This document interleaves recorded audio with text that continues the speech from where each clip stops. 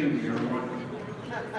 Again, it's one last time. If you want to speak today at tonight's forum, please sign up on the pad over there by the door, so we will have your name. So when we go around, we will play ping pong when they're doing Q&A, or again, if you want to should I play ping pong when they're going Q&A, or? Yeah, he's going to actually bring the microphone to whoever's talking.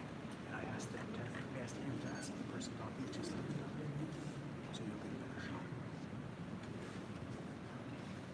So again, good evening, everyone. I'm Alderman Tony Davis, Ward 6, and I want to thank everybody for coming out to tonight's meeting.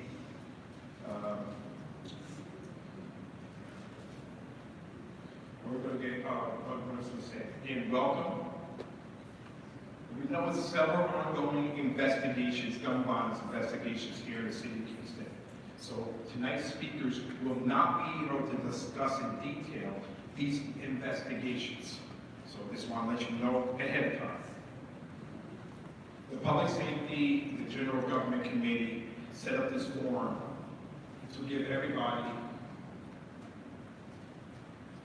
that wants to speak about this, that wants to speak about the safety of this community and have questions or concerns answered, and to hear what is being done to assure that this community, that everybody in this community, all people in this community are safe. Therefore, we request that you keep your questions or comments to 2 to 3 minutes in length so that everybody who signed up or who wants to speak will have the opportunity to be heard and to speak. Finally, I would like to thank the speakers tonight.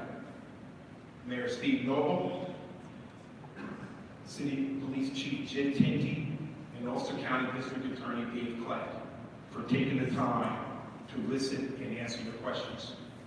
I would also like to thank the Public Safety Committee members, Michelle Hurst, Renee Scott Childress, Jeffrey Ventura Morale, and Patrick O'Reilly for helping me set up this forum for tonight. So I will now open the floor to questions and comments. We're going to go around by that pad. We're going to go by the first names. We're going to go down. We have time at the end. And if anybody else wants to speak, we'll give you that opportunity. So I'm going to come around with the mic to people's names. Paul, please raise your hand. And when I do give it to you, please stand so you can be recognized. And Deb Brown.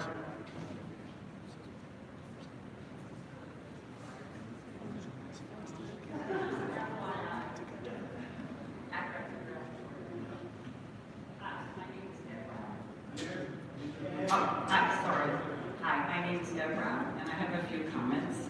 I want to thank the elected officials for holding this forum tonight, finally. The concern of the residents was a lack of communication from KPD and City Hall. We knew what was going on out there. It would have been nice to have reassurance from our elected officials to know they're on top of it. Even if you are, it's always good to make yourself approachable to the residents, because rumors spread that way if you don't address them right from the beginning.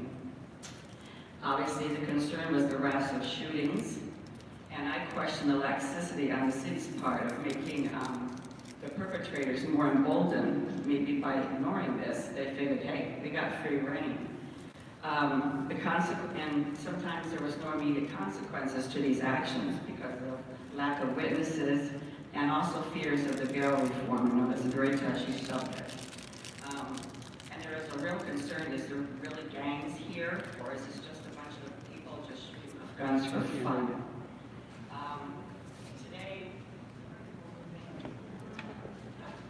Today, while I was home, I went through the blotter. Brought up a lot of police reports. They're on the city website. You can check in every day to see what's been called. So I just picked random ones for the 3 months. And unfortunately, the police have to do a lot more than just fight crime. They have to be mental health counselors. They have to address the mental health client in addition to their own safety. So to me, law enforcement is a lot different than what it was many years ago. They have to be teacher, negotiator in domestic violence, in addition to arresting and solving crimes.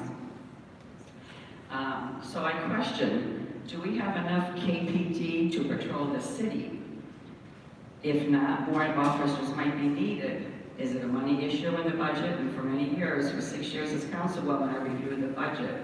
And I always look to see if we could put more policemen on the force. It would appear, I live on a main street, and when I see 3 patrol cars going down late at night, sirens going, there's something not going on with the city. And sure enough, usually we hear about it maybe a day or 2 later. But that addresses a concern, what's happening to the other part of the city if everybody's all at one incident.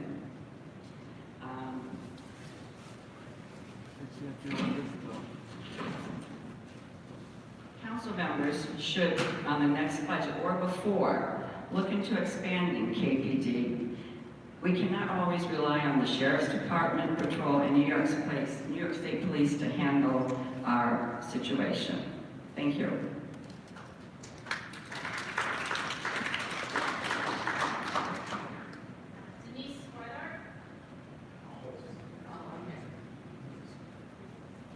Hi, good evening. So I'm here to discuss Garden Street on the corner. Okay. Oh, I'm sorry. I'm here to discuss the Garden Street on the corner. There is a drug house that's been there for months. Nobody, I called the police. I was up to urgent, given plate numbers.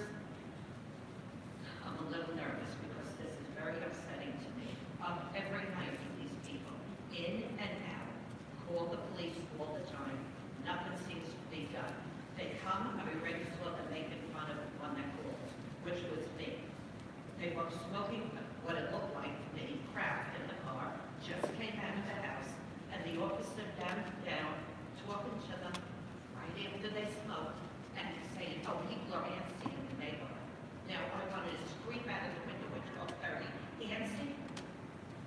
Pull them out of the car, check their ID, check them. You would have found the drugs right on them.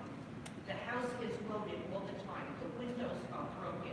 Little kids even go in this house. Now, I'm telling all of you, if a little kid gets his hands cut off, I'm letting you know that these main windows that are 5 feet by 5 feet are cracked right down the middle. Nobody does anything. The landlord, he tells me, I don't know the house. And I would call the police hundreds of times. Nothing's done.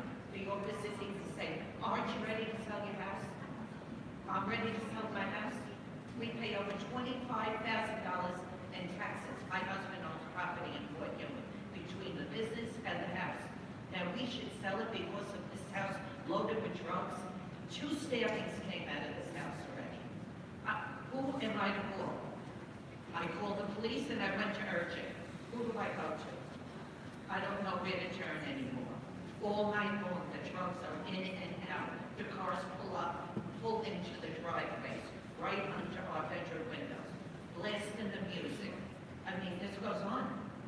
And I told the police many times, and nobody seems to care. One officer told me, okay, we need 3 arrests before we can do anything.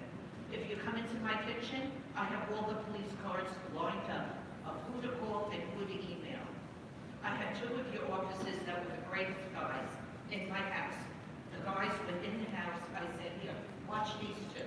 They went in the house, and they must have bought the drugs. I said, watch them. Watch them come out. If you go around the corner and get them, you're going to get them with drugs that they live to at least somewhere. And you know what? I'm not calling nobody no more. Let them kill one another in there. That's all I have to say. It's a very sad situation that nobody's doing anything. And this is on since the summer. Now, if you look, do you know about the Garden Street house? Now, I'm certainly sure it wouldn't be next to your house or it wouldn't be next to the mayor's house. Things would have been done by now. Or your head office's house. Why do we have to suffer? I don't understand it.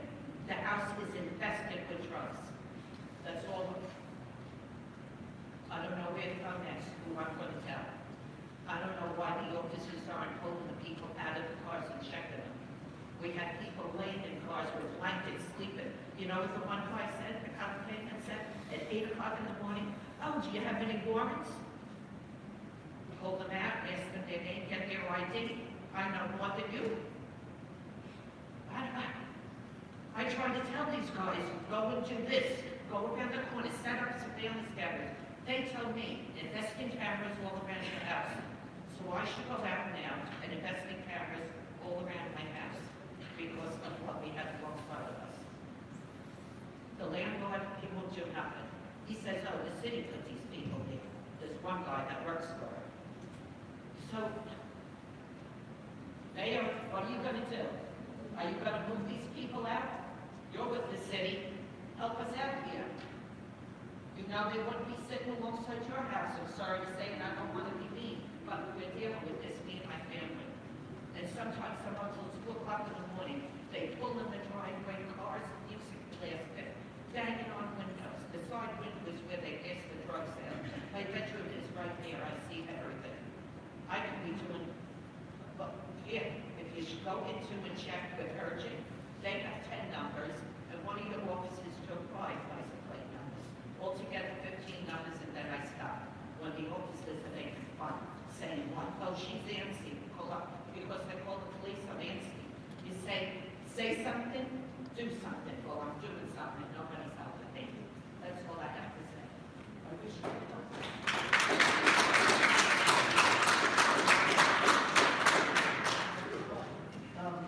So you mentioned like Garden Street specifically, thank you. Specifically Garden Street you mentioned, right? But this is the first time you and I have spoken about this. Right. Because Right. I never really truly went to you. I should. You should have, right? So the couple of things that you mentioned, and I'm certainly not to kind of go back and forth, this isn't the forum before that. But in cases where the officers go there and see it, or maybe have interacted with those individuals, they do what they can. You know, in some cases, you say like, rip them out of the car. State troopers do, I restore it. Who does The it? state police, I They did that in Garden Street? not on Broad Street, because that's, I guess, the next people I have to call, I got to. Okay, so anything that we can do, I don't know, I need. so as far as ripping people out of the car today, there are certain protocols we have to meet, there's certain levels of probable cause we have to meet. You know, as far as an investigation, things have changed from the days of old when you could just see a hand-to-hand transaction and maybe arrest and feel solid in court. That's not the case now. So, you know, and I can see you're upset, I understand that. I really hope tomorrow you reach out to my office. Okay, I will. 943-5766 is my line. Wait, Yep, you just write it down. what is it? 943-5766. And you should only use that for non-emergency calls. I'm not there all the time, but please, I will follow up with you tomorrow. Please contact me, okay? Thank you very much. This, in this regard, and going forward, and, you know, again, if you keep your comments or your questions to 2 to 3 minutes, and then once you finish that, and one of the speakers is going to reply back, we can't go back and forth, we'll be here all day. And again, I want to make sure that everybody who wants to speak has an opportunity to speak during the time.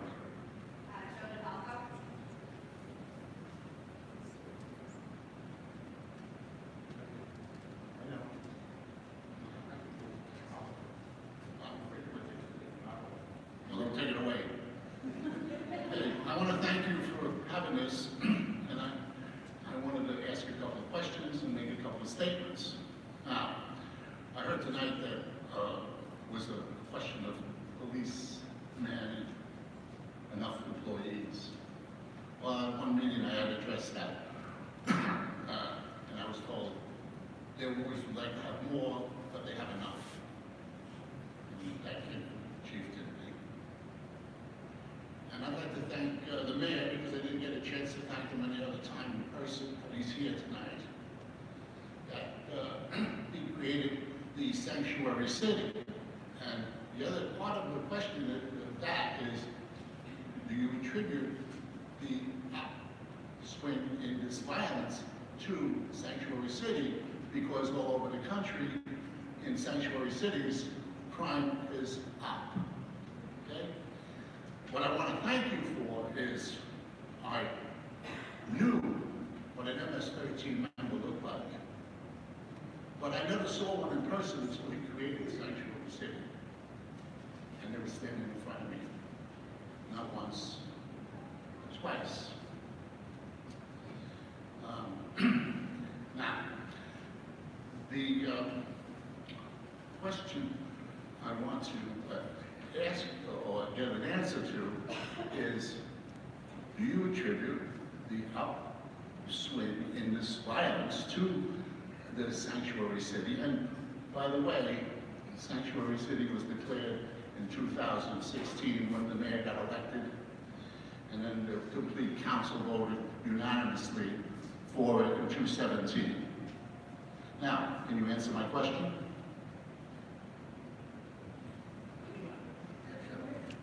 So when you talk about, Joe, when you talk about a sanctuary city, you talk about a city that has allowed an influx of what you have come to believe, gang violence, correct? Gang violence is what you're talking about. I can tell you we have these levels of violence that we've experienced in the last 6 months. We can't associate that with what you're saying is a sanctuary city problem. What I'm saying is there are a number of factors that cause people to do bad things. A number of factors. It is beyond the scope of law enforcement to prevent some of those factors from occurring.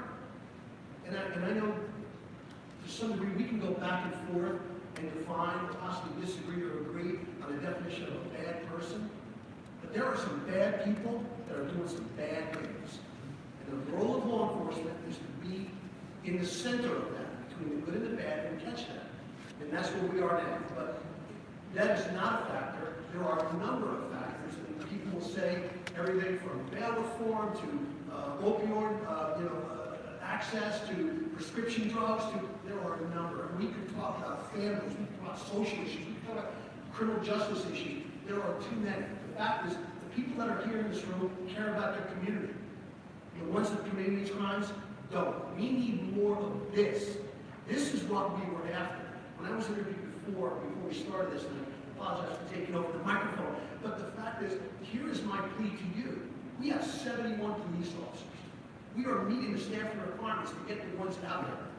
When you ask me, could we use more? I could use 200. Absolutely, but some people will say, that's too many. We are finding that balance, making sure we answer the calls for service and provide proactive patrol, as well as investigation as well. We do partner with the Sheriff's Office and the State Police. We have that partnership. We're exploring different facets of that partnership now to help the residents. We have 23,000 people that live in this city. We need all your eyes and ears to help us. And when I hear something about Garden Street, I'm going to make sure I follow up. And I really sincerely hope you call me tomorrow. So I know you will. It looks like you will. But I need that as well. And it's not the efforts of the cops. It's not. The cops aren't not doing their job. They're doing their job. It's just, it's out there now, and there are certain things that make it more difficult. Those are the factors.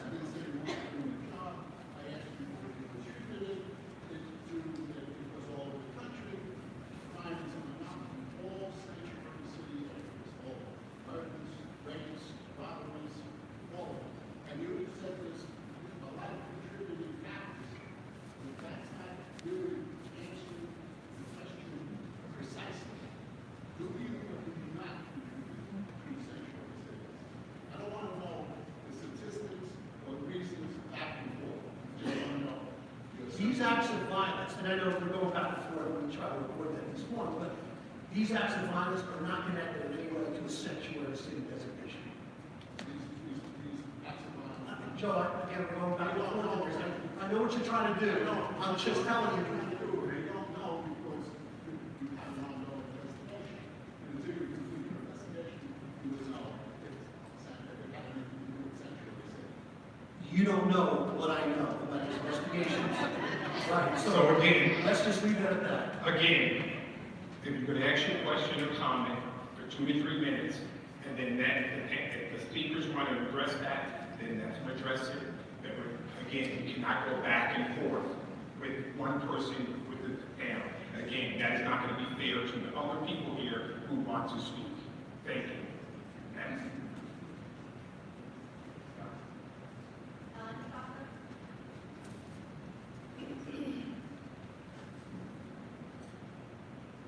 Thank you, Ellen DeFalco, 66 Glen Street, Kingston. Thank you, Mr. Davis, for hosting this, stepping up, and making this forum happen, finally, because we have had how many shootings since October? October 24th, November 1st, February 11th. Silence from the administration. Absolute silence. Not acceptable. The city residents are scared. We are in need of answers. And to you, Mr. Mayor, you are responsible for keeping good order and prosperity of the city. That's one of your jobs. And why have we waited until February 17th when Mr. Schumer had to come down and make a big spiel in front of the police department about the ghost guns? We want answers. We are scared. We want to know that we are safe. And why has it taken this long for this type of event to occur? Thank you.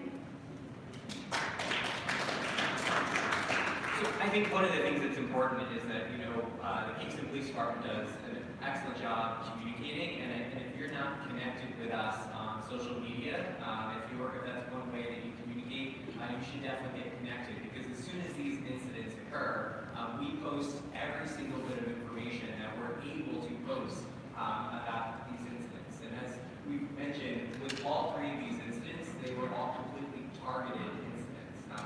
And I think that that's really important to, if we felt at any point the community at large was at risk, we have many methods. Many of you probably get our snow emergency alerts, Swift 911. Those same alerts are also used by our office and the police department to notify any neighbors if there is an actual risk in our community.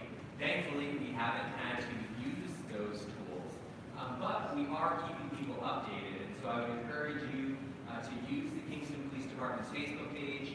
I would encourage you to sign up for the city's newsletter where we talk about these incidents. I would encourage you to stay connected to your local press where they report on these incidents. And again, I think one of the things that's really great about the city of Kingston is that we have 9 people who represent each of your wards who is your direct connection to City Hall, who is able to get information from the chief, from my office, and be able to relay that back to all of you. And so I do think that there are some really excellent ways for us to be able to maintain those communications, and it is really challenging for us to be able to, not communicate what we want to communicate. And much of that is because of issues that we have with, say, the district attorney's office and how much we can share with the public about these cases. Because at no point do we want to jeopardize the great work that the men and women are doing at both the police department and at the district attorney's office by oversharing. Again, we'll do it when we need to, when the public's safety is at risk. But we are, I think, as we all see, is that we want to be able to make ourselves available to the community, and that's why we wanted to do this forum at this point in time. John Matthews. I think I can speak loud enough. You have Thank you. the mic. First of all, I want to thank you for taking the time tonight to spend here to have this meeting. There's 2 things that I really would want to be today. That's a police officer and a school teacher. But get to my story. What scares me about this is everybody says we're safe. I had a shooting on my street on Newkirk Avenue. If I was sitting on my porch, I'd have been dead. Okay? They're shooting at each other coming up the street. One's in the car, shooting out of the car, and the kid's running up the street, shooting over his shoulder. Comes right by my house. So how can we say we're all safe? We don't know where these guys are going to, where it's going to take place. You say they're targeted shootings, yeah, they are. What do we do? We're just innocent people sitting down having a cup of coffee. Next thing you know, you're gone. Because they don't care where they shoot. They got one thing in mind. They're after something. They don't care if you're in the way. That's my concern. But all the policemen, you do a hell of a job. I sympathize with you. I know there's a lot of rules and regulations. It's tough today. So good luck at what you're doing. All stay safe.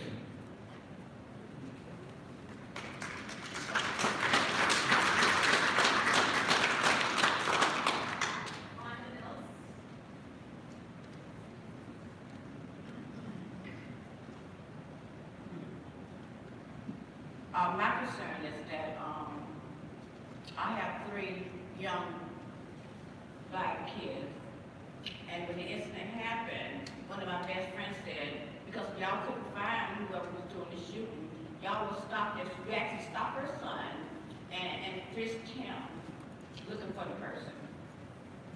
So, and another issue is, I don't think y'all have a good rapport with black people. You don't know how to address them. You don't know how to talk to them. And we feel like we're not even a part of something. That's when of us get killed. And then we don't hear anything about it. It's no big deal. And then all of a sudden, somebody has to make y'all take a stand on what is right and wrong. I don't want my little grandson walking down the street and y'all pull him because he's brown skinned. Because that's who y'all assume was in that shot the people up in the house. I don't think that's right either. I think that y'all need to learn how to talk to us, how to address us, and how to respect us, and then we'll have a rapport with one another. You don't have that. I had an incident with a couple in my house. She was so rude. I had to tell her to get out. I came for help, and she acted like she's Superwoman. She was very rude, very disrespectful, and I didn't like it. No, I didn't call and turn her in because I knew it's not the first incident. If you ask people to raise their hand, people are calling this room. They'll tell you how many incidents they had where a police officer was nasty to them. We all have a bad day. But we don't let somebody take our power away from us, so we having a bad day, so the next person we meet will be nasty to them. We learned this in kindergarten, how to respect one another. You don't have it. Maybe somebody black need to be on the board so y'all know how to address us and talk to us. This getting kind of old to me. So we have to decide what we're going to do. You don't know how. Take the classes. I took it. And learn how to deal with us. We're not in slavery, but at times we feel like we are. So I think you get a good rapport with us, then things will start happening. Development will stop. I got a man that lived across the street from me, been selling drugs for 20 years. I got him on pictures, my neighbor got him on pictures, we called him on nothing. So I said in my mind, I'm thinking about myself, maybe he's working for y'all. So the black man we went to jail, and I called, nothing happened, dropped needles in front of my house. I live in middle class, I work hard. Call, you don't do anything. So how do you sit there and say something, and we supposed to trust your word now? I don't. So you need to learn how to speak to us and respect us like you do.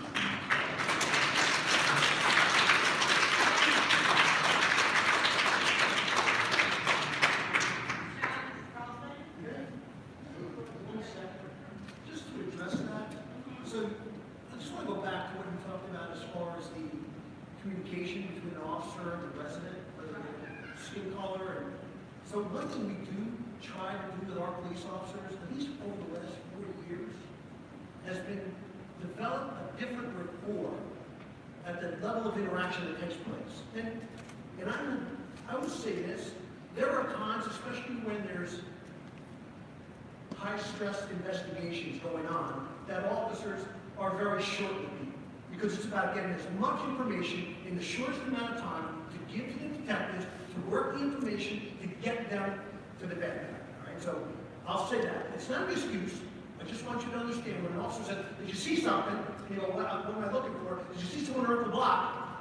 And they're very short with you. Again, no excuse, but that is the mindset of the police officer to catch the bad guy, make the neighborhood safe. The other part of that is you said you had a poor encounter with a female police officer from the Kingston Police Department, correct? I can't fix that until you say to me, there's a problem. Because now, all of our officers are equipped with body cameras. The interactions that they have with community members are recorded. They're recorded for two reasons. One, to make sure that you're satisfied with that interaction, and two, to protect the officer against accusations when people say that they're not. So I offer you this. Please contact my office. Give me that information. And I see that you're not really happy with that, but I can't do anything. If this actually occurred the way you say it does, then that officer thinks that her behavior, in this case she, is acceptable, and it's not. We have come a long way to try to change how police officers interact with the public. And I can't fix it if I don't know what's going on. So this happened last October, you should have had a body camera then, right? I believe so, yeah. So it's on the body camera. Okay, then call me tomorrow, give me the specifics, and I'll look it up. John Roswell?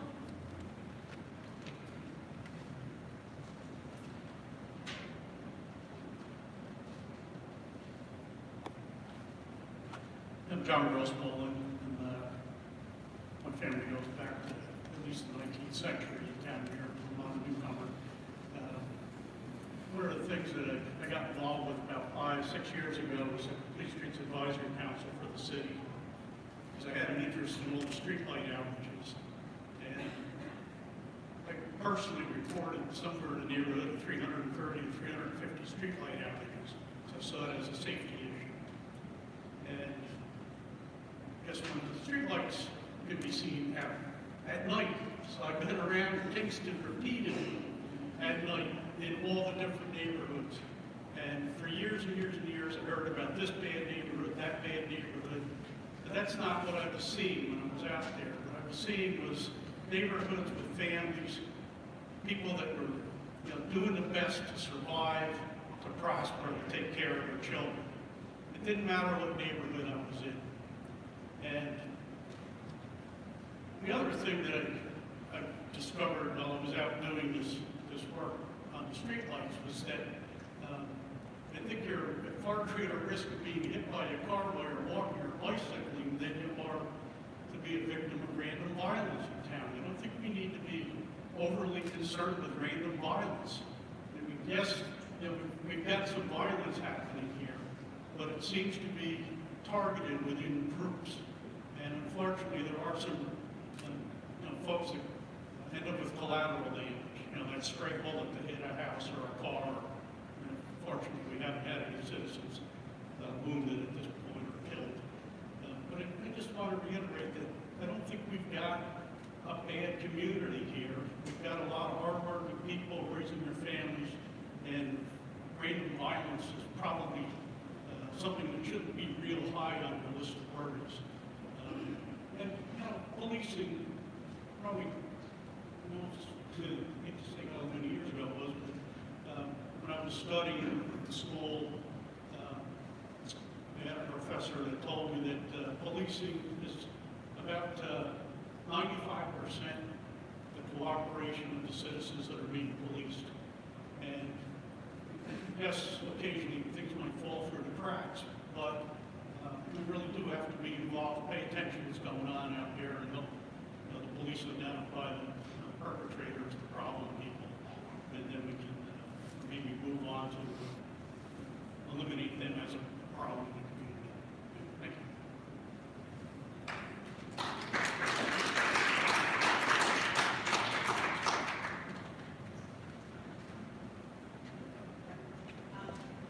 Gene Jacobs.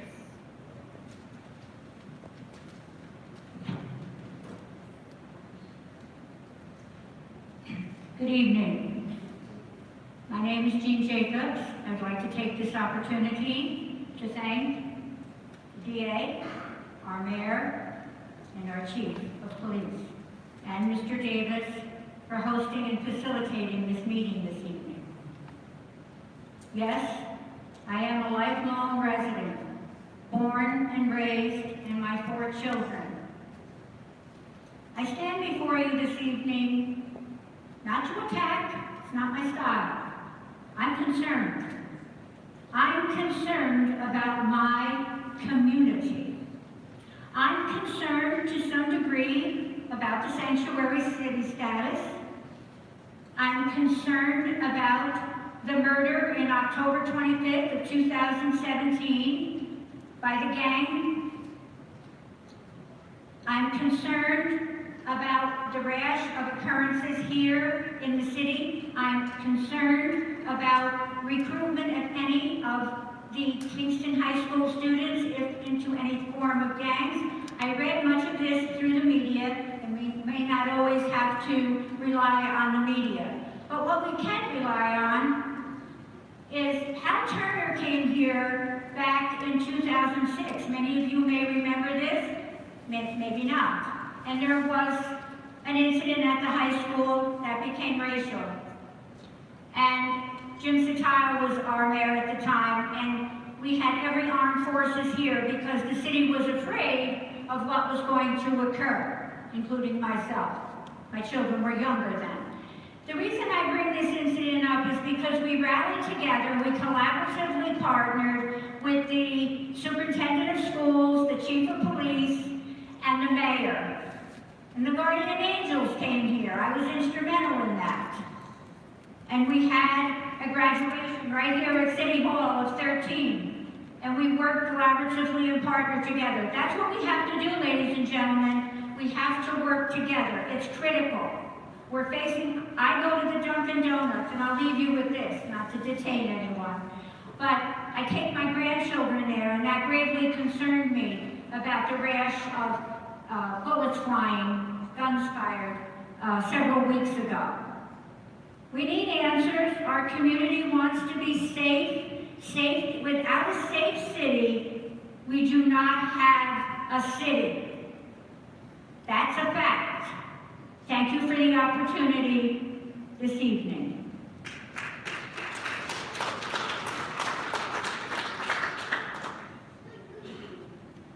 Patrick DeLeon?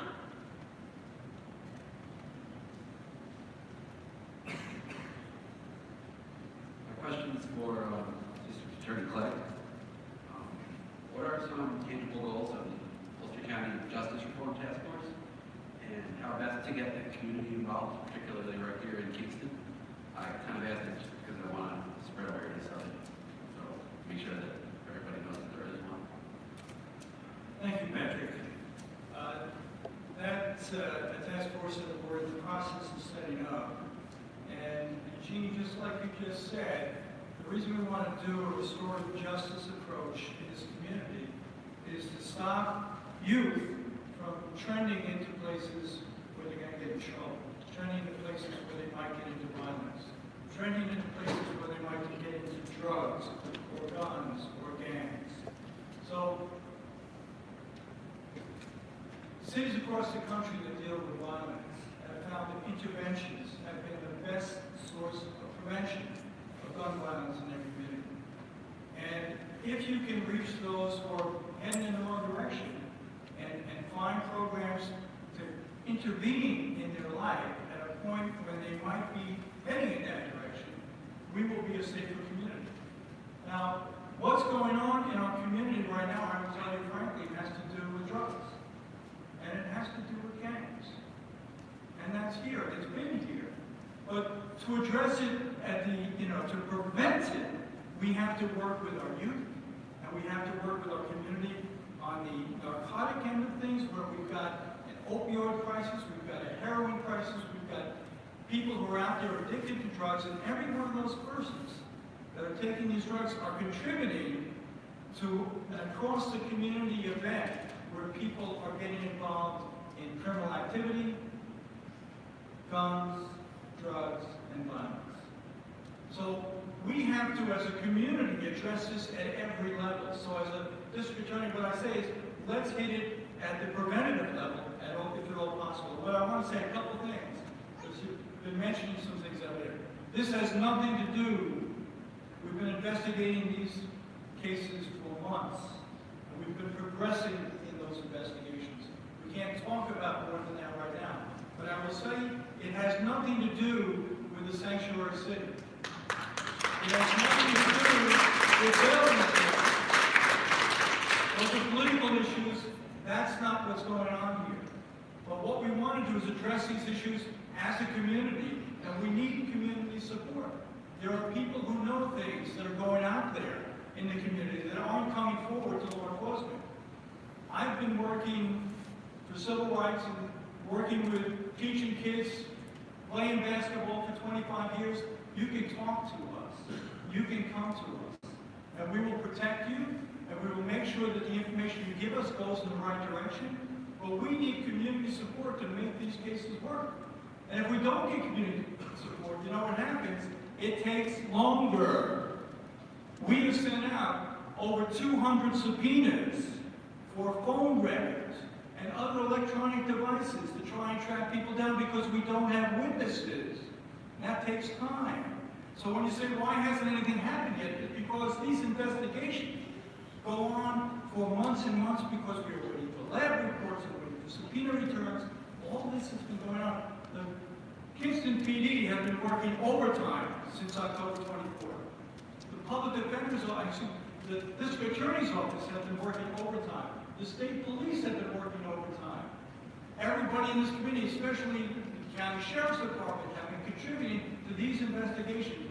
We are working hard. We will get some results, and some results may never come. But we are getting there. We are pushing it. We are going countrywide to investigate these cases. So that's what's going on. Just so you know, we are doing everything we can to make this community safer. But we also need the community support. I call it community justice to be involved to make this work.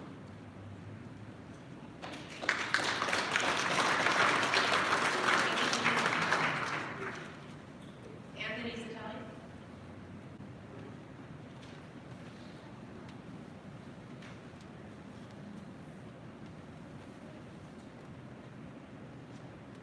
So I'm a resident of Ward 2 in the city of Kingston. Although I've been a resident here for 13 years, before coming here, I lived for a very long period of time inside the New York State prison system, 19 years to be more precise, for having committed a terrible murder as a young man. I want to be clear that I'm not bringing this up to shock or scare anyone here, or even to prove something. Instead, I just wanted to relate to you all that my process of trying to atone for what I did didn't have anything to do with the number of years that passed as I was in prison.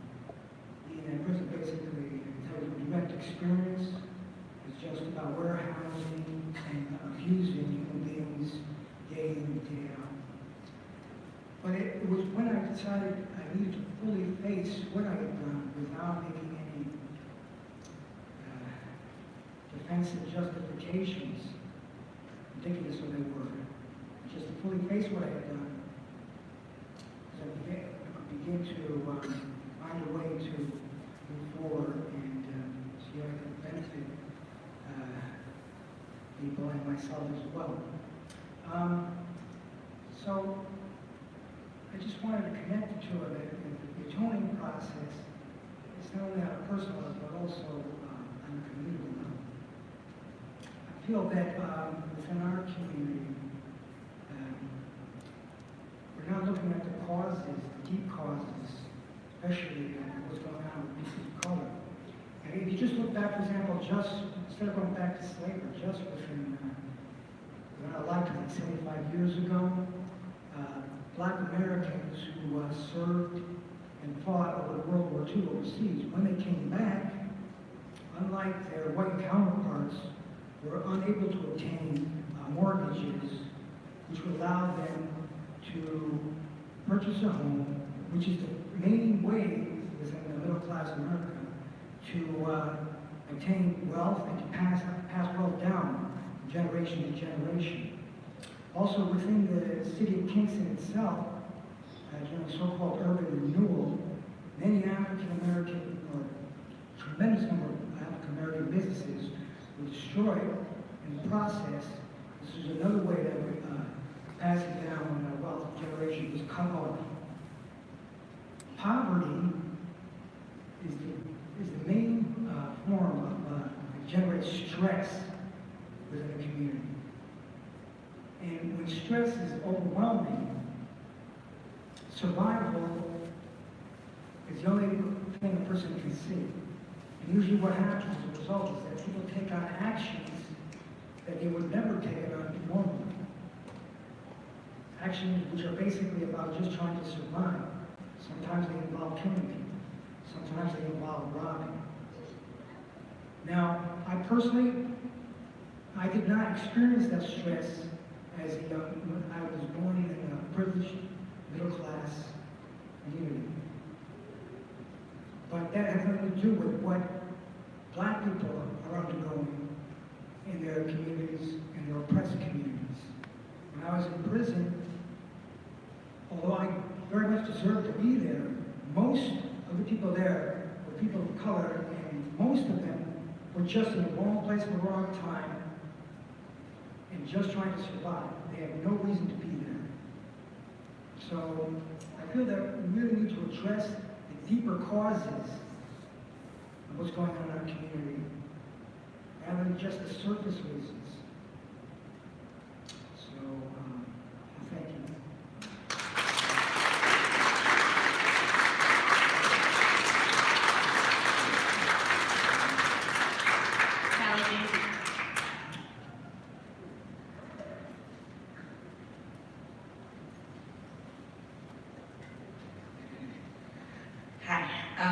My name is Callie Jane, and I'm a resident here in Kingston. I'm also a former drug addict and one of those bad guys that we keep hearing about tonight. And I'm here to talk about safety, community, and our responsibility to our neighbors. Because the way that we talk about public safety and gun violence and drug addiction varies depending on what communities we are talking about. We throw resources and policy solutions to gun violence and drug addiction in suburban areas. I know, I grew up in a suburban area, and I'm grateful for the resources that I got. But here in urban areas, those resources instead go to the prison industrial complex. And we know that the prison industrial complex is not going to support our neighbors. A 2013 study found that among Black Americans, the likelihood of having someone within their social network die by firearm at some point during their lives was 95.5%. And that direct exposure to violence was the best predictor of whether an individual would later engage in gun-related crimes. So now I'm going to tell you why that happens. We can all agree that America, New York, and Kingston was built by enslaved Africans. And then policies have been created to segregate, dehumanize, and criminalize Black people in the United States. The school-to-prison pipeline is taking our children from preschool and criminalizing them, sending them to children's homes and juvenile services and jail and prisons, and teaching them a way that other children are not being taught how to survive. And we know that studies have shown that the inequalities that fuel gun violence are caused by racist policies that target communities of color and create segregated and underinvested neighborhoods. And we must address those issues if we want real change. Because when violence happens in our community, my first thought is, why did this person feel that violence was the only way to handle this situation? And how did we let them down? And we know that the best way to address gun violence is to address the underlying social and economic inequalities that fuel gun violence. And if anyone is interested in any of that information, we have some back here that we can give out afterwards, studies that have shown how you address gun violence. And so we know that we have to address the underlying issues. We need to support all the people in our community. And we have heard before from numerous people, we have heard from our mayor, that we must examine how we address systematic oppression and institutional racism and how we correct the inequity that undeniably exists. And so if we want to actually address the issue of public safety, if we want to address the issue of gun violence, that is what we need to do. We need to address the underlying issues that are forcing certain communities to behave in certain ways because we have been robbed of every resource that we should have gotten. We have been robbed of housing, we have been robbed of quality education, we have been pushed and churned in to fill this prison industrial complex, And we need to stop that. We need to address those issues. So if we want to talk about public safety, we have to talk about supporting the people in our community that have been completely harmed by the building, structuring, and development of this country.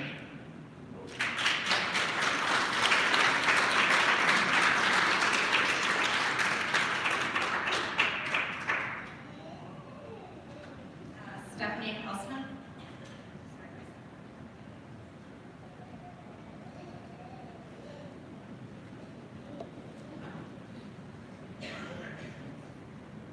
Stephanie Opensig. So first, I just want to say thank you to the Common Council and the Public Safety Committee, Chief Tinti, Mayor Noble, DA Clegg.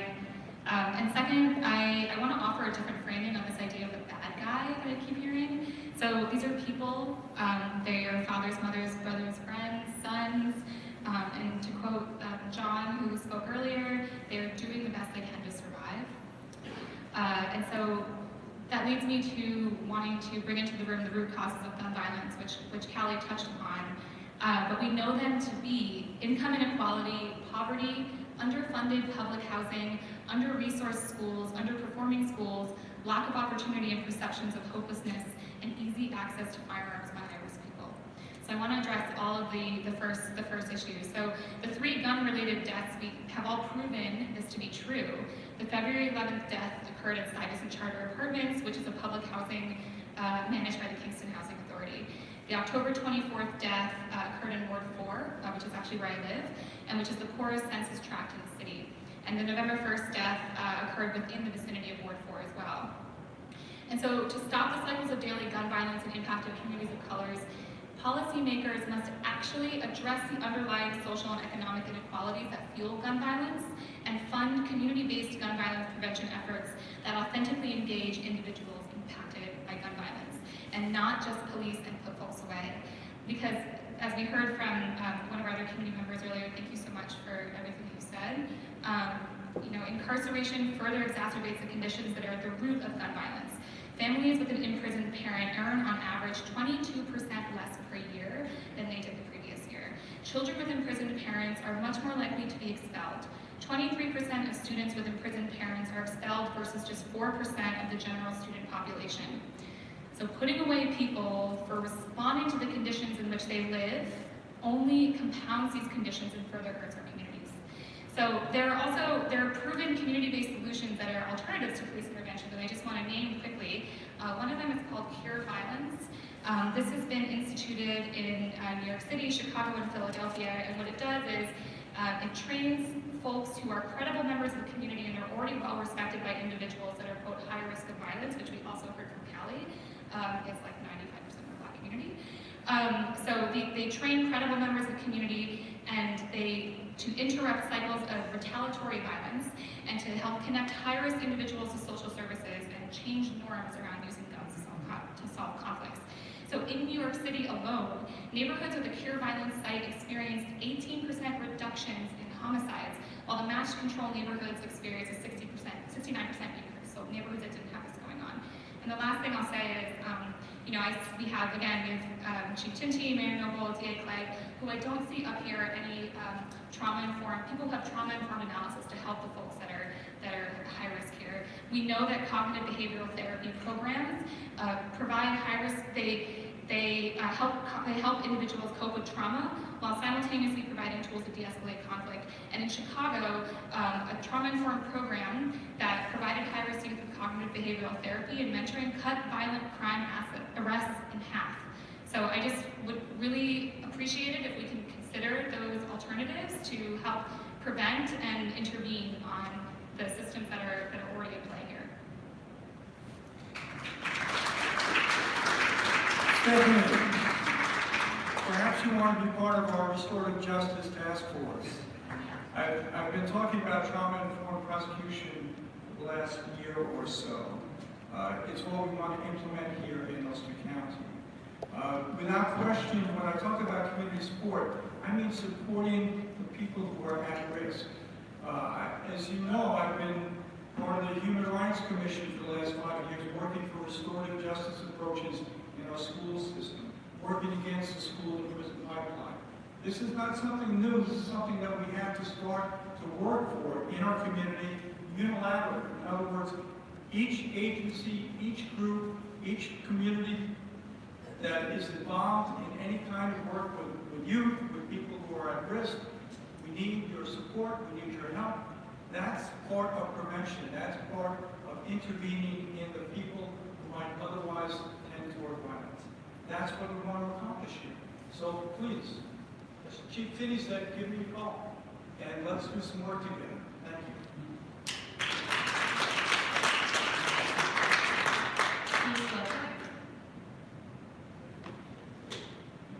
Peace, Lovejoy.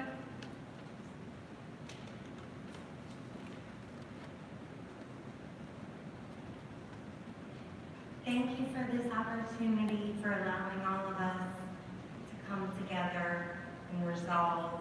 I was in a meeting, I'm a leader over at Citizen Action, and I was in a meeting there, and I felt an urgency to come here. And one question that we were all asked,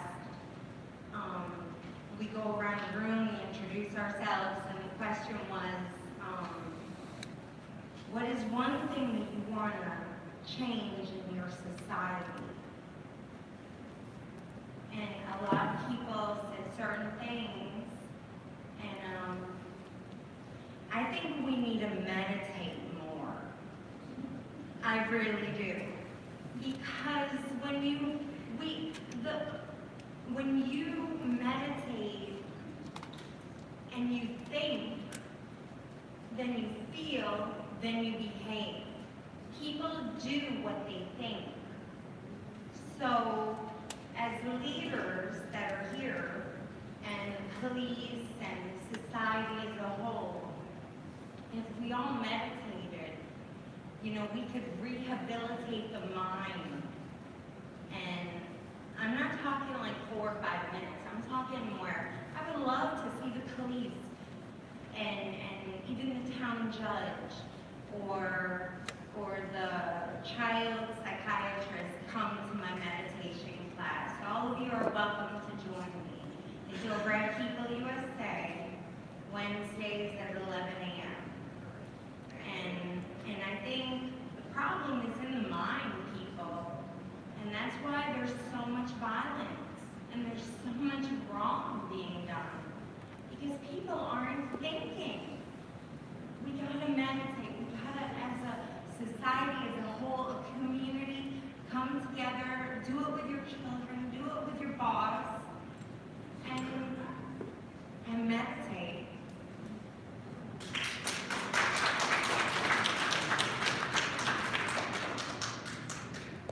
Shy?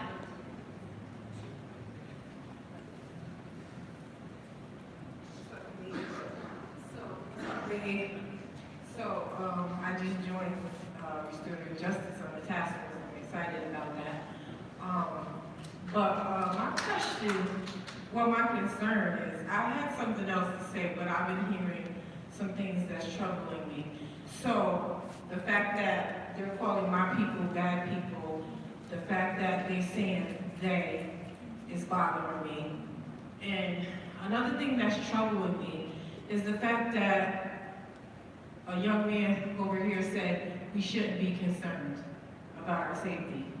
That's troubling me. And the reason I feel like he feels so chillaxed about that is because it's not happening in his neighborhood, it's happening in mine.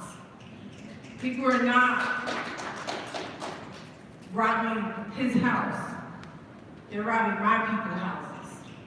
So for people to sit up here and say we shouldn't be concerned, we shouldn't be worried about safety, you as well, Noble, we shouldn't be concerned, we shouldn't be worried about safety, we're safe. You're safe. I'm not safe. My brother's not safe. And welcome to my world. Welcome to my world. Because your frustration is my people's frustration every single day. So you got one drunk house to deal with, I got 10 drunk houses to deal with.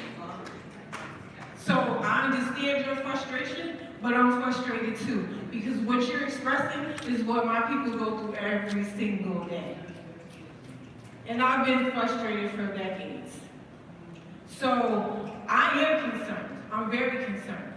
I don't want you guys to be chillaxed on the fact that the violence that is going on in the community, to be chillaxed, to relax, because it's not a white society murder.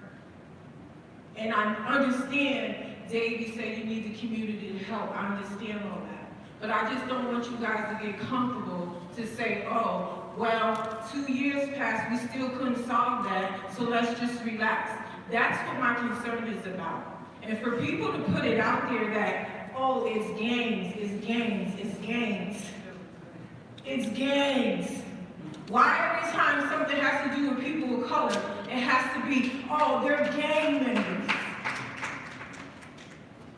No, at the end of the day, I feel like if this was an opioid crisis and white people were dropping today and tomorrow, man, we'll have these police all over the place. But it's my people. It's my people dying. I have a son who's 6'7", who's 16 years old. Who's to say he's in high school? Who's to say he's walking down the street minding his business and one of the KPD come up on him and question him because he looks like his brother next door? That's my concern. And then you don't incorporate, they incorporate nothing for our people to do. They're taking after-school programs out of the schools because now they have ISS in detention, and they're throwing our kids in these in ISS in detention for the littlest things that are not even worth to be in there. But they focus on that and don't focus on incorporating after-school programs for our children. Things for our children to do. Things to get these kids off the streets. That's the biggest problem. And officer, community, relationships, people of color do not trust y'all because y'all don't trust us. And that's a real fact. And I stand here representing Citizen Action. And we've done community cookouts. I've never seen you there, Tinti. I've never seen you there, Noble. Dave, I can speak for you. You done came to our church mad times. But seriously, I can speak for you. But I've never seen any of you come and participate with anything with people of color. We give a cookout every single summer in Ward 4, Citizen Action. And I would love to see the police officers come there and shake hands with these young men that are there doing open spoken word, that are rapping, that are showing their talents. We're all non-criminals. We're all not gang members. I work hard, just like you do. So we're all not bad people. And for people to put us all in the same category is what troubles me. And for people to say, oh, we shouldn't be concerned is what troubles me. Because I should be concerned. Because someone can come in my house and rob me. They're not going to come in Noble's house. They sure ain't coming in Tinti's house. They're going to come in Shy's house. And then, as a woman of color, I protect myself, then I'm in trouble. If I protect myself. So I do not want you guys to get chillaxed. I mean, I moved here to get away from crime. And now, it's starting to be like Poughkeepsie. It's starting to be like Newburgh. And that's what I moved away from. So don't give up on our people. And we are not babies. We have names. My name is Shy. And, sir, we should be afraid. Very afraid. Because we're the affected community.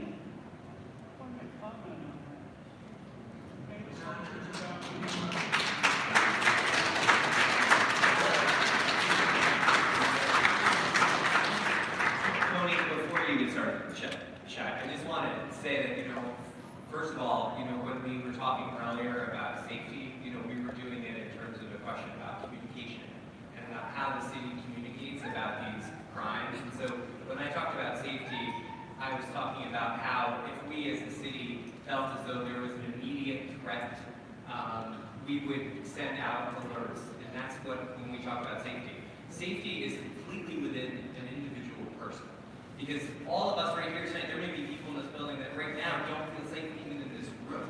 And that is really up to them to determine their safety. So I, by no means, as the mayor, can anywhere ever say that everyone should feel safe. Because you don't know how I feel in my neighborhood. You don't know what happens at the house next door. I may be really concerned for my safety because of my neighbor. You have no idea. No one knows, right? And so I think one of the things that is really important for us to recognize is that, you know, we need to be able to hear from the public when they don't feel safe.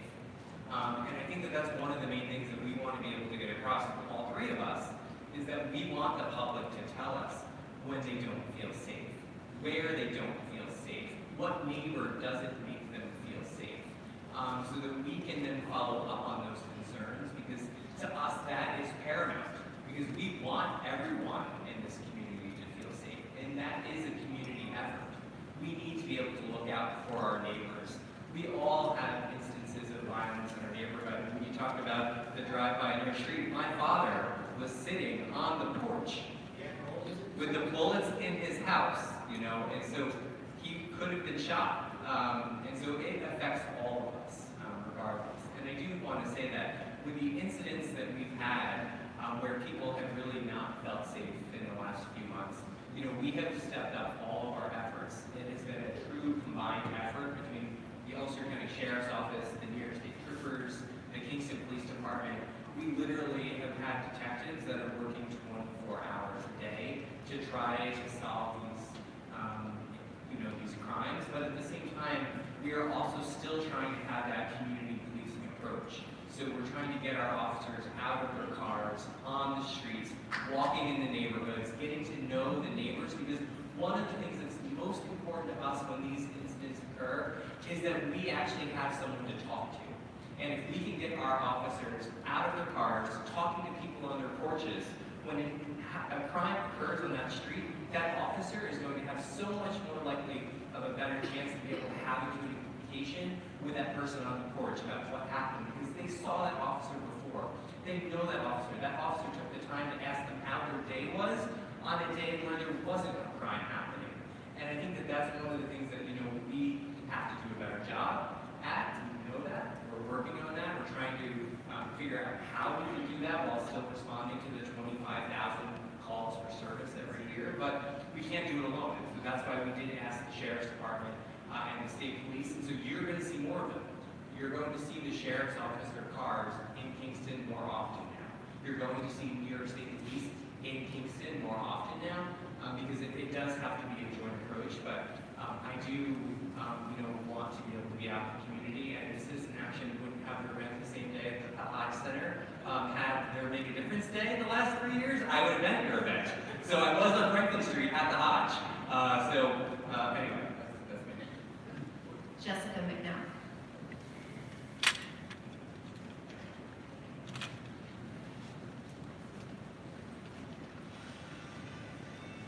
How you doing? I don't have a lot of statistics like Rise Up. I can just speak from a citizen standpoint on the trust issue. There's a big trust issue going on between this community and police and council. There's a trust issue of people not following through on the things that they're voted into office to do. They're not doing it. I go back to even simple stuff where, for lack of a better word, there's shade, because to me, the whipping block that's still in front of Kingston Police Department sends out some type of message to a lot of people and doesn't make the police department approachable. I don't want to go in there. I don't feel like if I go in there that what I say is going to be heard and it's going to be proper, just because of what I see before I go into the police station. That's a mindset already. And this is what we need to work on. And we need to work on the community side of it. Us as a people in the community need to come together and stop protecting people who are doing things that they have no business doing. And that's just a fact. And in conjunction with that, then maybe something could be done. But as I see it right now, Kingston Police Department is not very approachable. I am a citizen I've been to Kingston High School, I've been to Rondout High School, I do not have a criminal record, I have never been arrested, but yet I got pulled over, and when I got pulled over, you start asking me about other people. Do you know this person? Do you know that person? What does that have to do with me being pulled over?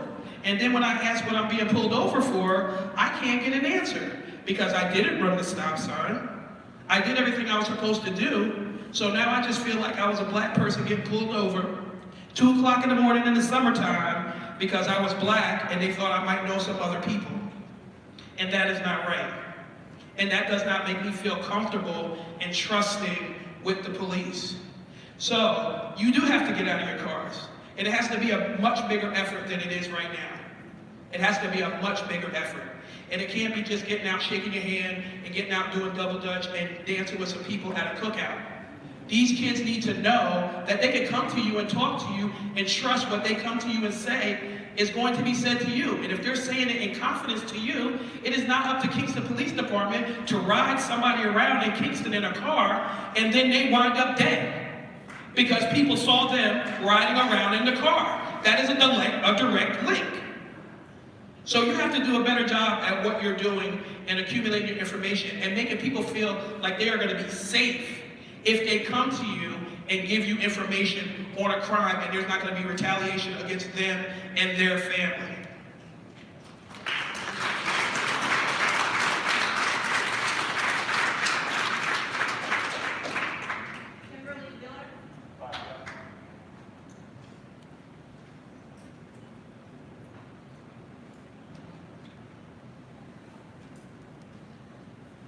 Hi, I'm Kimberly Wheeler, resident of the T-Tax home, let's just call it. I've been hearing where we should feel comfortable, and we should this, and we should that.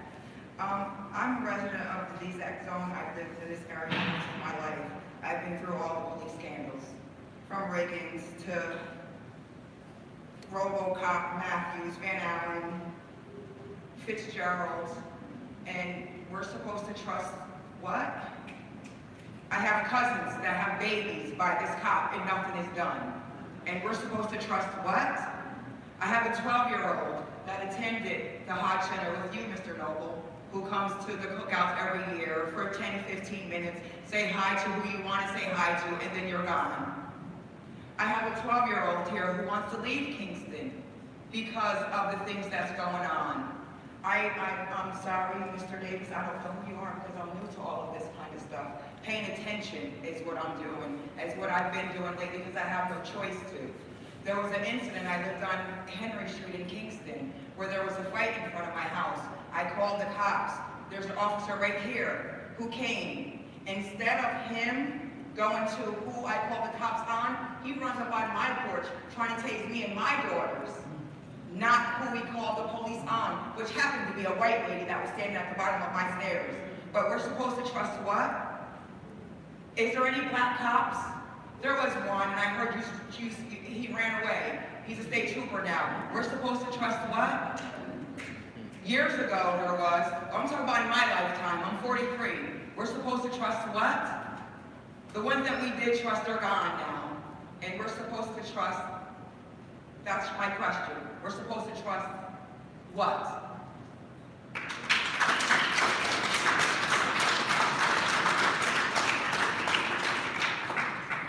You're supposed to trust in the fact that we are doing everything we can to make things Show right. me plenty of times in my lifetime that you don't.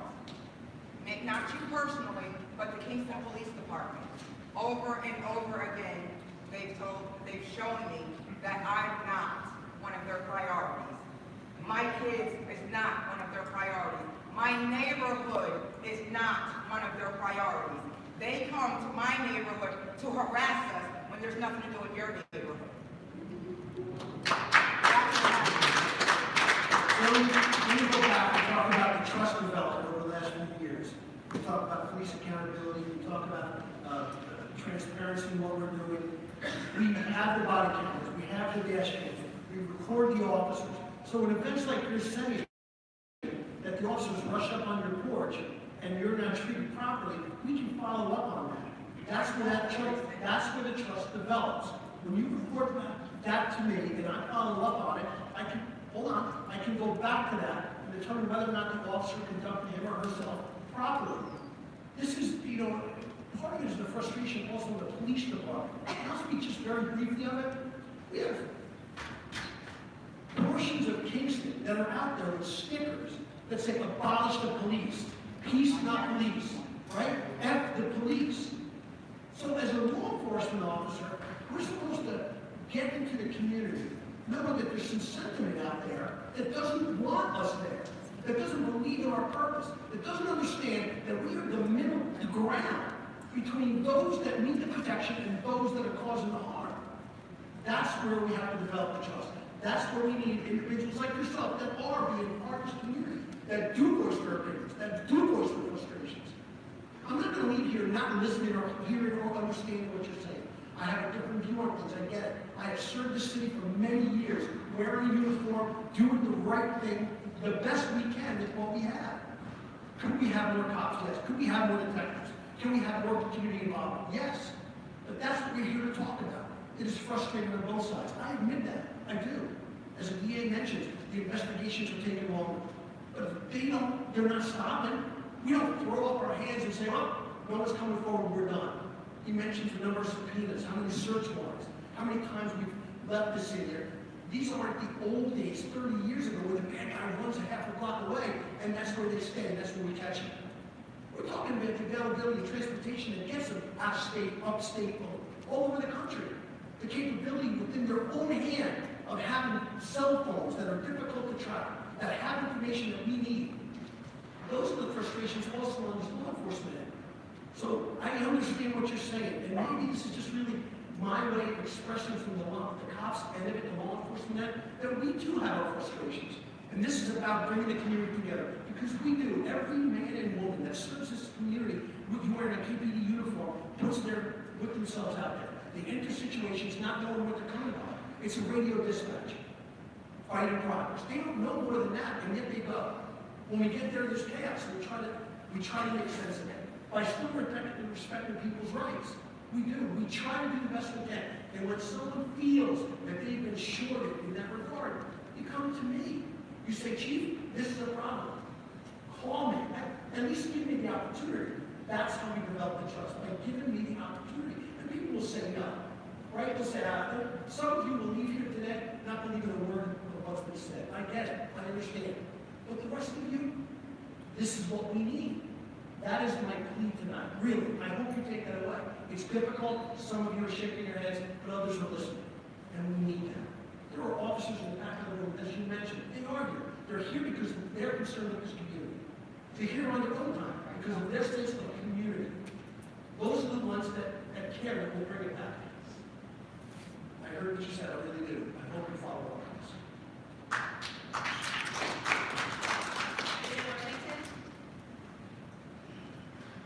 Good afternoon. So I wasn't going to stand, but Councilwoman for Ward 4, and Ward 4 is the ward that's being impacted by everything that's being talked about tonight. And so I just feel like I just need to stand up and advocate for my ward. And you've heard over and over again about the the underlying factors of why gun violence takes place. And Chief Tinti, as much as I value my relationship with you, I just feel like we don't get it. I feel like we don't get it. DA Clegg, I know you get it because I've seen your work, your activism, and I know where you stand on issues. But so many people stood up here tonight and they took issue with the terminology of bad guy, and you just said it again. This is how I'm thinking that. I don't know if you're not listening to what people are feeling, and believe me, I'm not attacking you because I know that the police department is doing everything that they possibly can. I know that you have limited resources. I know that you don't have enough police officers. But in Ward 4, I got families that have no closure because of those shootings that have taken place. I get phone calls about this all the time. And it has to do with what some of the folks stood up tonight, lack of resources in Ward 4. Yeah, I know the college is there, I know the library is there, and I know you pump money into those things. I'm talking about Cedar Street, I'm talking about Prospect Street, Furnace Street, Henry Street, not even Henry Street, because Henry Street is a school room, so they're gonna get money. I understand that, and I don't see that happening, and that's where this gun violence is taking place. And then you talked about the body cameras and the equipment. We know that the police officers have those things, but it's a mindset. The body cameras are not going to change the mind of an officer that runs up and attacks somebody because of the skin of their color, the color of their skin. So it's got to be some trainings that are going on. Then we talked about policing and community efforts and things of that nature. We did this 3 years ago. For 2 years, we had policing and community forums. And yet we find ourselves back in the same situation again. Policing and community, it's got to change. It's got to change. It has to be a relationship established with people of color. And for those, do I sound like I'm a little upset? I am, because it's my community and my ward that is being impacted by this, and we feel like it's not happening. And I sit on the council, and I represent the council, and I love you all, but I'm going to stick up for my people, and I'm going to stick up for my ward. And when I feel like things are not happening in my ward, I'm going to tell you about it. And so it's got to change. It's got to change. And I agree with a lot of what folk have said tonight about if it was in your neighborhood, Mayor Noble, you know I said to this. Oh, calm down, Rita. Calm down. You know I've said this to you before. When that shooting took place on Cedar Street, there were lights out in my neighborhood. I begged for lights to be up there. I said that if that shooting was in your neighborhood and your lights were out, you would have had a light up, just like that. The lights came on after the shooting took place. Something's wrong with that. Something is wrong with that. And I know the city was switching over to LEDs, but criminal activity is more apt to happen when darkness is around. And so, something needs to be changed. Something has got to change. I know it does. Chief, I love you, but I need you to understand what folk are talking about. I don't think you get it. I really don't think you get it.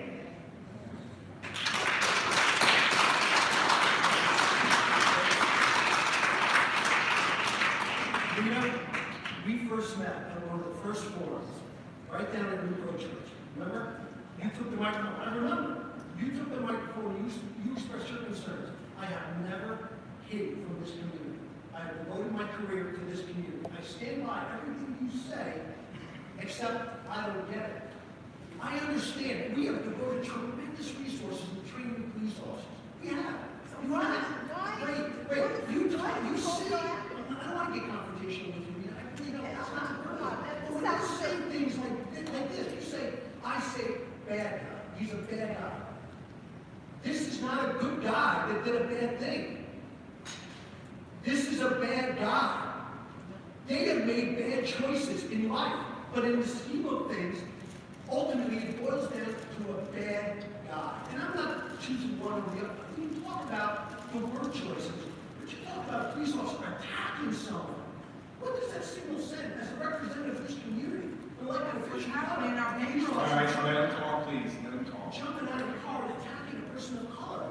You know that not to be true. You know that. I didn't say that. You said that. I did not say The that. officers hear it. I see your reaction. I did not We say have that. come leaps and bounds in the last 15 years, minimally, on how we conduct ourselves. We invested in training that talks about the racial inequalities that have occurred. We talk about the accountability that the public needs of its community. There are still cops in the Hudson Valley that don't have body cameras, that don't have mobile gas cans in the cars, that haven't gone through this training. We've invested in hours and hours and years of procedural justice. And are there times when an officer does not adhere to those new procedures? Yes, but that's where the community comes forward and says, I need to file a complaint. I want the chief to look into it. And if they don't trust me, then there's other avenues to go through. We've said, go to the DA's office, go to the Attorney General's office, go to the police commission. You yourself as a member knows what goes on there, right? You understand. So it is, and this goes right back to what I'm saying, and I do hear you. I hear the frustration, I do. But hear mine as well. We have been doing this a long time, and when events like this happen, people want to say how bad it is in Kingston, or what we're not doing, or what we should be doing. We are doing everything we can. The mindset of the police officer, we start engaging that at the academy level. At the academy level. But do they bring with them at that point perhaps biases that we have to explore and discuss and openly really kind of point out? Yes, but we do that. The city, the mayor, has invested in this peaceful guardian project with Leicester Strong. And I can tell you, that wasn't a one-and-done program. We continue that. In fact, we believe so strongly, and to the woman on the other side to talk about meditation, a component of that is the wellness component of the office, because we understand how cluttered and how difficult it is to maintain a level of sense of community sometimes when we come across people that don't want to stay. But we try harder. So this year we've incorporated 4 in-service. Lester's coming back with his trainers, his teachers, to teach us better ways. We take an hour with every in-service to do that. So we are trying. We really are. I don't want anyone to think that the police department in Kingston isn't. Do we need additional resources? Absolutely. Do people criticize us? If others say, you know what, no one's coming forward today, right? As the DA points out, some individuals don't feel comfortable coming to the police, whatever their thing is, whether it's a neighbor, whatever it may be. So I say, listen, if you can't do that, then technology can replace that. We can talk about cameras. You and I have talked about those cameras that were broken, that weren't up there. They were used for deterrence and everything else. But other members of the community will tell you, cameras are not the answer, right? It's people are watching. So there's a frustration there. I offer solutions to some of the reasons some people don't like. But we got to work through that together. I'll say this. I do love you. We've been through a lot together. I know, you know what? Really, yeah. We go back, it's not personal. It's not personal. It's, let me just first say, I did not say your officers jump out of cars and attack color people of color. You've heard that tonight. You didn't hear me say it. I said you didn't. It doesn't sound like you're listening when they come out and said those things, right? I said the equipment that they're using, it's not about the equipment, it's about mindset. The officer's mindset. If these things are truly happening, it has to be changed. The equipment is not going to change the mindset. That's what I'm saying. And I'm also saying, as far as community and police, many people of color do not trust the KPD. It's a fact. That is a fact. No matter what you say, this, that, and the other, they don't trust the KPD. So I'm saying that maybe the KPD should do something to try to bridge that gap. Maybe come, I don't know, functions, whatever it is. You have got to regain the trust of the people in the community, especially where this gun violence is taking place, or you will not get the support from them. You will not. That's what I'm saying. And I'm not going to go back and forth with you. All right? I'll probably be texting you tomorrow, asking you because that's how we do it. All right? But I'm not going to do that. I'm trying to get you to understand, and everyone get up here on this panel to understand the frustrations. And it's seems like it's turned into black versus white. But it really is not that. It's because people of color are more impacted by gun violence. And gun violence is happening in the city that we live in. And so we're taking it very personally when we feel like others that are supposed to be protecting us don't care about us. I'm not saying that's the truth. That's the feeling, right? And perception is reality, okay? So that's what I'm trying to get you to understand. All right. We have less than 5 minutes because this is when we go to 8 o'clock. And we have 2 speakers left that are signed up. So we're going to get to those 2 speakers, okay? Next speaker. Kathy Hernandez. Hello, I live on the river, and after everything I've heard, I'm really sad for my community right now. And I'm not looking to criticize, but I have a question. There were supposed gunfire in Kentucky on February 23rd. And you talk about social media, and I follow the KPD page, and there's lots of good information. Let me tell you, there was a lot of social media about gunfire in my neighborhood. There was not one word from the mayor, from KPD, there was not a word about gunfire. So you want us to use social media, but on the flip side, the neighborhood's using social media. And now my neighborhood is scared. I've been in my house for 30 years. I've never been scared. I'm scared of 2 kids. I don't have kids out walking my neighborhood anymore, and that's sad. My kids should be able to go out and walk on my neighborhood. A block away, there's gunfire, and I honestly got I slept there. Because I'm sick winter thing. But my neighbor now has a pistol permit. We're scared. And what I'm hearing on social media, KPD was there. KPD was out looking. KPD did this. And thank you for doing that. But why weren't we told? Yes, there was gunfire. No, there wasn't gunfire. You guys are crazy. Why weren't we told we were scared? And I shouldn't be scared. Shouldn't be scared for the kids.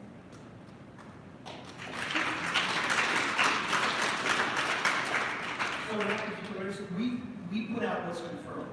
If we were to find in that particular case, shell cases, and we didn't, we would say there were shots fired, and that was an investigation. I'll tell you this, when Senator Schumer came to town to do his announcement at the Kingston Police Department, in the middle of his presentation, a large truck, backfire, going up, Arcadia Boulevard, and it sounded like a gunshot. It really did. And we kind of laughed it off a little bit, and I'm not saying that that wasn't the case with the cop, we couldn't confirm it. That's why we kept looking around all night to see what we could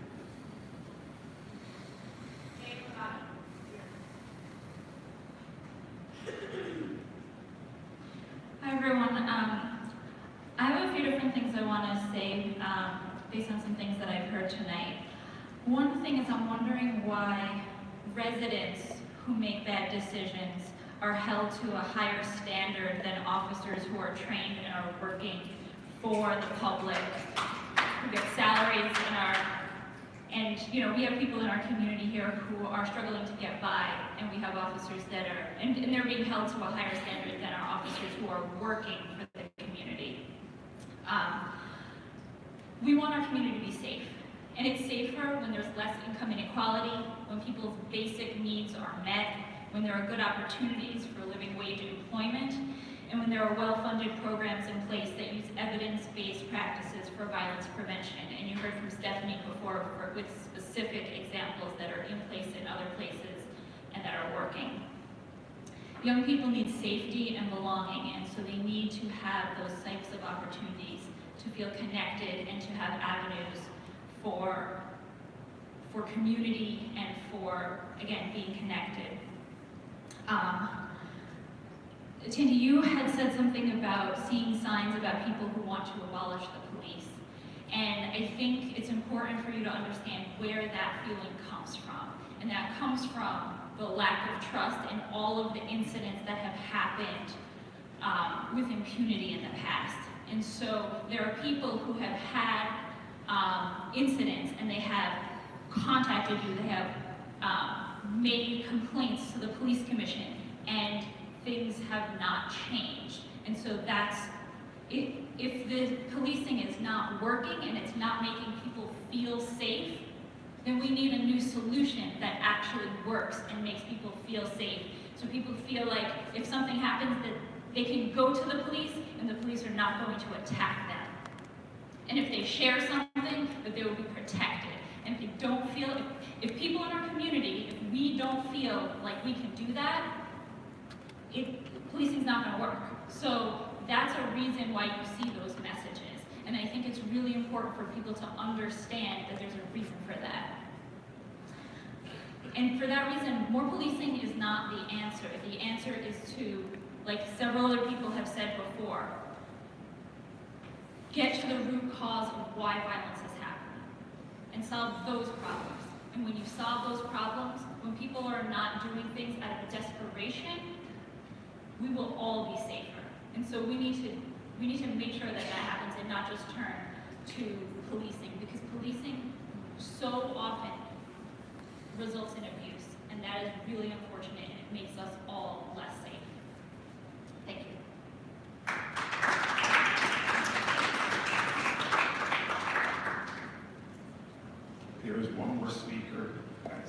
this.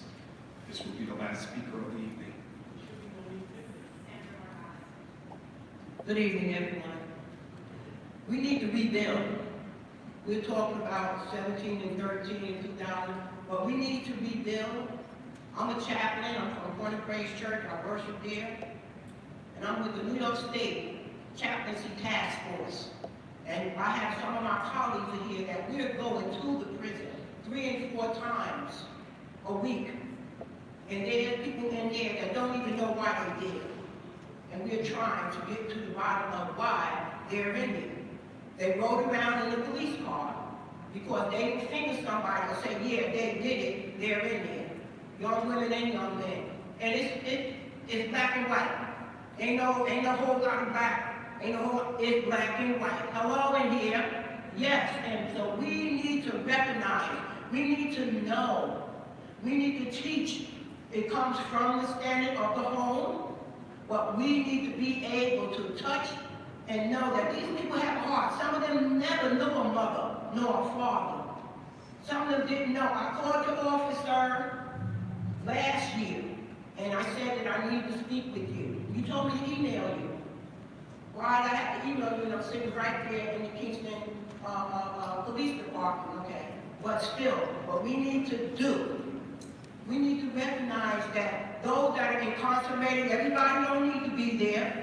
They're there because they were put there because they didn't finger somebody, okay? Because they was hungry and they needed a roof over their head. They never knew love.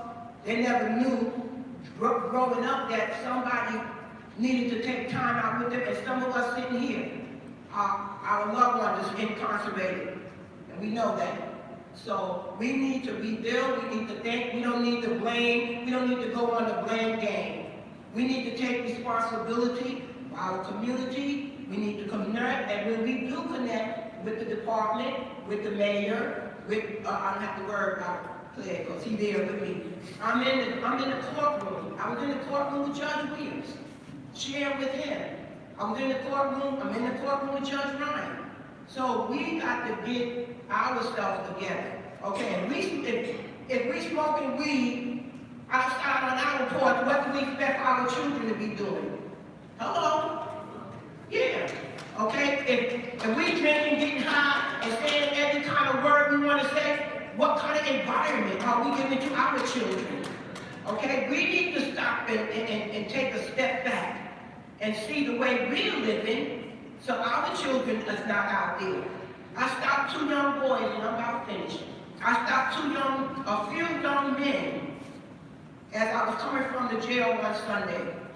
And I went into a quick check on Albany Avenue. And they were standing there, we had a book bag. And I said, what are y'all doing in here? I said, you're doing something wrong. What do y'all want in the store? They told me what they want. I said, get what you want and go over there and sit down. I said, now why y'all in the store to steal? They said, because we don't know where our mother at. And we hungry. I bought them the food. So we have to have some love and compassion. Okay? It doesn't matter the color. Okay? We don't need to walk over the white or walk over the black. We need to be concerned about everyone. These children are out here looking for love. All right? So we need to be concerned about everybody. We need to be concerned about everybody, every senior, every child, in the school, we're in the hospital, wherever we at. We need to give love.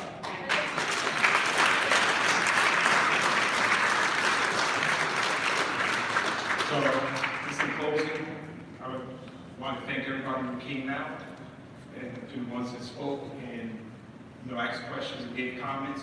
I want to thank the speakers for taking the time to listen and answer. And this should not be the end of this. All right? It doesn't end because this meeting's over with. Again, there's a lot of good things were said here and heard. We need to start incorporating some of those things. We need to start reaching out to our neighbors. All right? How you doing? What's going on? You going to town this week? Oh, I'll check out your house. I'll make sure everything's okay. Right? Go and talk to your elderly neighbors. If you need anything, that's how we start again, rebuilding this community where it's safe for all right? So this is just the one first step. We gotta keep on building. If you have concerns or comments, you don't have to wait for this meeting. The chief, the DA, the mayor's office is always open. All you gotta do is come. Sometimes you might have to make an appointment. Right? They have other things to do. They can't just say, I'm dropping everything to make, but if they're not there available for you, leave a message, say, I'd like to set up an appointment with you. I can't see any one of these three gentlemen saying, I'm not gonna have a meeting with you. I'll get back to you. That's what you have to do. You cannot be scared. You have to just keep on going forward. Keep on report. All right? Thank you again for coming.